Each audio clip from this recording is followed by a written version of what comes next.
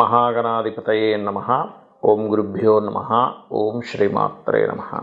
పరమేశ్వర స్వరూపమైనటువంటి జ్యోతిష, వాస్తు మరియు ఇతర అనేకమైనటువంటి శాస్త్రములను మనకు అందించినటువంటి మహర్షులకి నమస్కారం. హయగ్రీవ హయగ్రీవ హయగ్రీవేతి యో వదేత్ తస్స నిస్సరతే వాణి జహ్నుకన్యా ప్రవాహవత్. అరుణాం కరుణాతరంగితాక్షీం ధృతపాశాంకుశపుష్పబాణచాపాం అనిమాదిభిరావృతాం మయూకైః అహమిత్యేవ విభావయే భవానీం. శ్రీమాత్రే నమః.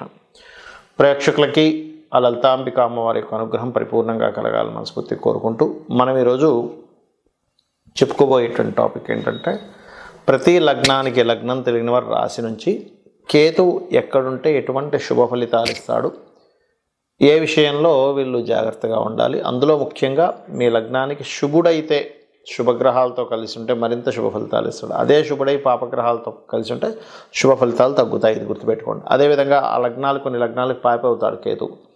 అలా అయి పాపగ్రహాలతో కలిసి ఉన్నప్పుడు మీకు పాప ఫలితాలు మరింత పెరుగుతాయి. శుభగ్రహాలతో కలిసి ఉంటే శుభ ఫలితాలు పెరుగుతాయి, పాప ఫలితాలు కొంచెం తగ్గుతాయి. ఇది ముఖ్యంగా ఫార్ములా. అయితే ఇందులో ఆ ఒక్క గ్రహమే కాకుండా మిగతా గ్రహాల యొక్క కాంబినేషన్ బట్టి ప్రతిదీ కూడా ఫలితం ఇస్తూ ఉంటుంది. ప్రతి లగ్నానికి ఎటువంటి ఫలితాలు ఇస్తారు, ఏ విషయాల్లో జాగ్రత్తగా ఉండాలి, ఆ కేతు ఉన్నప్పుడు అనేటువంటి విషయాలను మనం ఒక్కొక్క లగ్నపరంగా తెలుసుకుందాం. అయితే ఈ విషయాలు చెప్తుంది నేనైనప్పటికీ కూడా చెప్పిస్తుంది సాక్షాత్ లలిత అమ్మవారిగా భావిస్తూ తెలుసుకుందాం. తులా లగ్నము, తులారాశి. తులా లగ్నానికి కేతువు శుభుడు కాదు. అయితే శుభుడు కానప్పుడు ఒకటే గుర్తుపెట్టుకోండి, పాప ఫలితాలు ఖచ్చితంగా ఇస్తాడు. అంటే ఇట్స్ డిపెండ్ ఆన్ ఆ కేతువు శుభగ్రహాలతో ఉంటే తగ్గిపోతుంది, ఎటువంటి పాప ఫలితాలు పెద్దగా రావు. కానీ పాపగ్రహాలతో ఉంటే మాత్రం ఆటంకాలు ఎక్కువగా ఇస్తూ ఉంటాడు. అయితే ఇందులో లగ్నంలో ఉన్నప్పుడు మాత్రం కేతువు తులా లగ్నానికి వివాహ జీవిత విషయంలో ఒక విరక్తి భావం ఉంటూ ఉంటుంది. బట్ సప్తమ స్థానాధిపతి బాగుంటే మళ్ళీ అలా ఉండదు. అదే రెండవ స్థానంలో కేతు ఉన్నట్లయితే మీ తాతగారి ఆస్తికి సంబంధించిన విషయంలో అది డిస్ప్యూట్ చేసి మనీ పంచుకునేటువంటి విషయాల్లో అనవసరమైనటువంటి డిస్ప్యూట్స్ వస్తూ ఉంటాయి. మూడో స్థానంలో కనుక కేతు ఉన్నట్లయితే మీ సిబ్లింగ్స్ ఎవరైనా ఉంటే వాళ్ళకి అసలు స్పిరిచువల్ లైన్లోకి చక్కగా వెళ్ళడం జరుగుతూ ఉంటుంది. నాలుగో స్థాన కేతువు మీకు పొరపాటును కూడా ఇంట్లోనే ఆఫీస్ అనేటువంటిది పెట్టుకోకూడదు. అంటే వర్క్ ఫ్రమ్ హోమ్స్ అనేవి చేయడం కరెక్ట్ కాదు. నాలుగులో కేతు ఉన్నప్పుడు తులాలగ్నం వారికి. పంచమంలో కనుక కేతు ఉన్నట్లయితే మీ యొక్క జీవితంలో ఒకటే గుర్తుపెట్టుకోండి, ఇక్కడ ఏంటంటే సంతానానికి, అంటే మీ యొక్క బిజినెస్ని సంతానానికి ట్రాన్స్ఫర్ చేసేటువంటి విషయంలో కాస్త జాగ్రత్త వహించాలి. అంటే ఒక్కోసారి చూడండి, సంతానాన్ని నమ్మి ఒక్కోసారి వాళ్ళకి బిజినెస్ అప్పచెప్తే వాళ్ళకి అంత అనుభవం లేక ఇబ్బంది పడుతుంటారు. కాబట్టి వాళ్ళకి ఒక క్లారిటీ ఇచ్చేదాకా మీ యొక్క బిజినెస్ సంబంధించిన విషయాలు సంతానానికి అప్పచెప్పకూడదు. ఆరో స్థానంలో కనుక కేతు ఉన్నట్లయితే కాస్త మీరు డైలీ లైఫ్ సంబంధించిన విషయంలో ఆధ్యాత్మికమైనటువంటి వైపు ఎక్కువగా తీసుకెళ్తూ ఉంటాడు. ఆరో స్థానంలో కేతు ఉన్నప్పుడు. సప్తమ కేతువు మాత్రం జీవిత భాగస్వామి యొక్క ఎంపిక చేసుకునే విషయంలో సమ్ టైమ్స్ తొందరపడి నిర్ణయాలు తీసుకోవడం జరుగుతూ ఉంటుంది.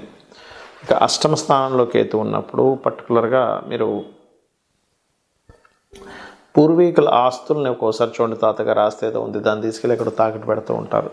ఇటువంటివి శుక్ర మంగళవారాలు చేయకూడదు. అదేవిధంగా భాగ్యస్థానంలో కనుక కేతు ఉన్నట్లయితే పర్టికులర్గా ఇక్కడ ఈ భాగ్యస్థానంలో ఉండడం అనేటువంటిది మీకు లాంగ్ జర్నీ చేసేటప్పుడు, ముఖ్యంగా ఎవరితోనైనా పరిచయాలు పెంచుకోవడము, లాంగ్ జర్నీ చేసేటప్పుడు కొంచెం జాగ్రత్తగా ఉండాలి.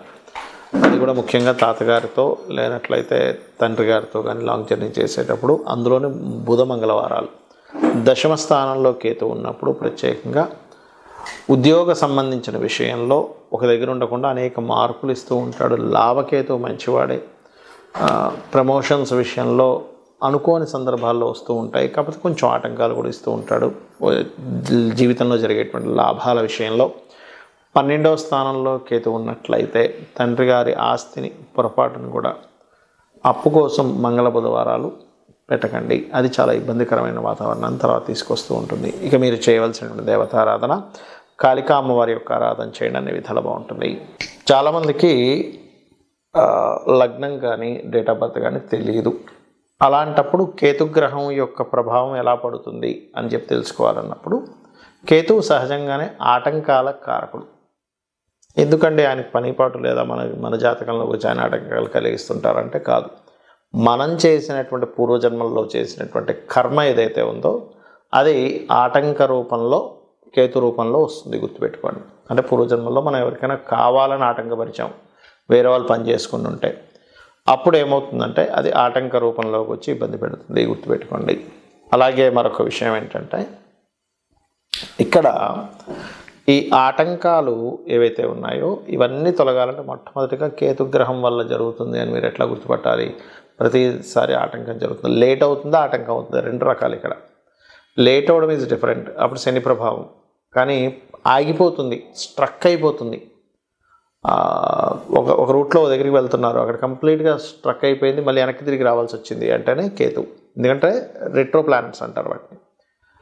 అలాంటప్పుడు ముఖ్యంగా మీరు చేయవలసింది గణపతి ఆరాధన, ఉలవలు దానంగా ఇవ్వడం, ఇవి చేయాలి. మనకి ఈ కేతువు జన్మజాతకంలో మీకు ఉదాహరణకి మీకు అంటే ఫైనాన్షియల్గా ప్రతి దగ్గర ఇచ్చిన ప్రతి దగ్గర స్ట్రక్ అయిపోతుంది అన్నప్పుడు మీరు చేయవలసింది ఏమిటంటే గణపతిని తలుచుకొని మనీ ఇవ్వడం తీసుకోవడం చేస్తున్నాను మీ లైఫ్లో ఎప్పుడైనా. అంటే మీకు డేట్ ఆఫ్ బర్త్ ఉన్నా లేకపోయినా, ఎందుకంటే మీకు అక్కడ కేతు ప్రభావం ఆ రూపంలో ఉందని అర్థం చేసుకోవాలి.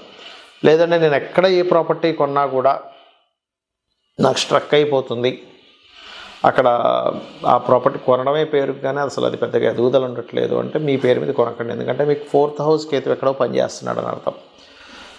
ఏమి మాట్లాడినా అది లిటిగేషన్ అవుతుంది అని అనుకుంటే కనుక అలాంటి సమయంలో ప్రత్యేకంగా కేతువు 3వ స్థానంలో ప్రభావం ఎక్కువ చూపిస్తున్నాడు.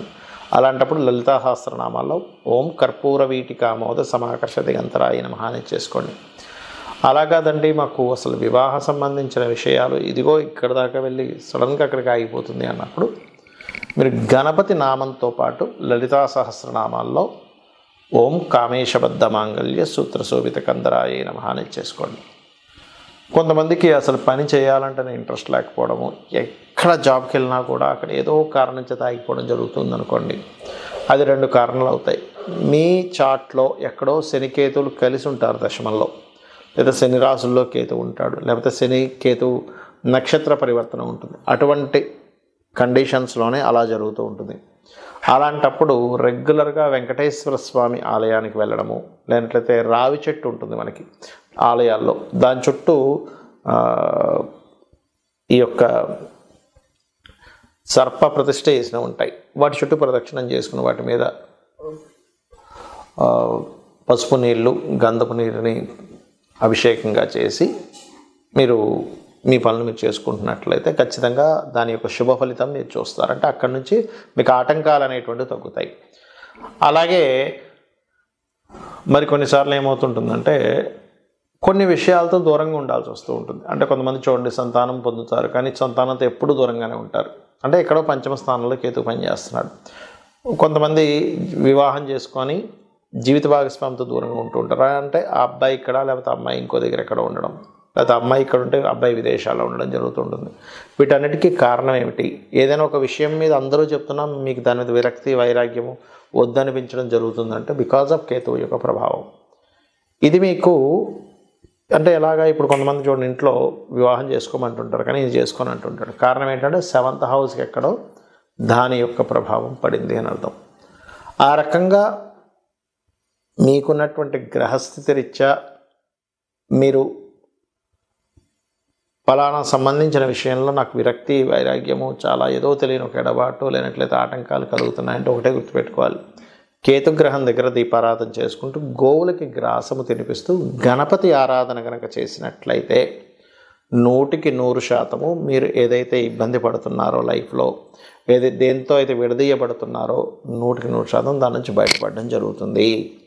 ఇక మీరు ఒక్కొక్క విషయం ఏంటంటే ఎప్పుడు కూడా ఒక గ్రహ సంబంధించినటువంటి ఫలితాలు బ్యాడ్గా వస్తున్నాయి అంటే మీ పర్సనల్ చార్ట్లో ఆ గ్రహానికి సంబంధించిన వాటి జోలికి వెళ్ళకపోవడం మంచిది. అంటే 4th హౌస్లో ఉంది అప్పుడు మీ పేరు మీద ప్రాపర్టీస్ ఉండకపోవడం మంచిది, గుర్తుపెట్టుకోండి. లేదండి 12th హౌస్లో ఉంది మీ పేరు మీద ఏదైనా ఇన్వెస్ట్మెంట్స్ చేయకపోవడం మంచిది.